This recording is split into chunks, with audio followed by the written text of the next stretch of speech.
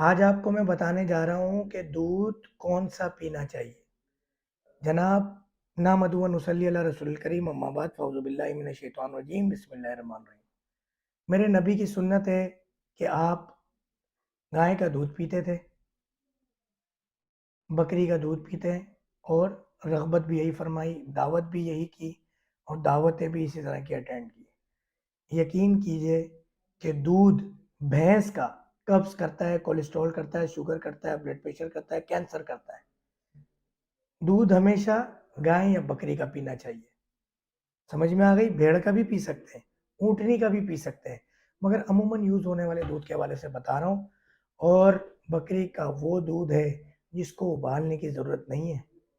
ماں کے بعد دنیا کا واحد دودھ ہے جسے ابالنے کی ضرورت نہیں ہے۔ بکری کے دودھ میں بہت فائدے ہیں، رنگ گورا کریں، خوبصورت ہو جائیں، مردانہ کمزوری کے لیے بہت فائدہ مند ہے۔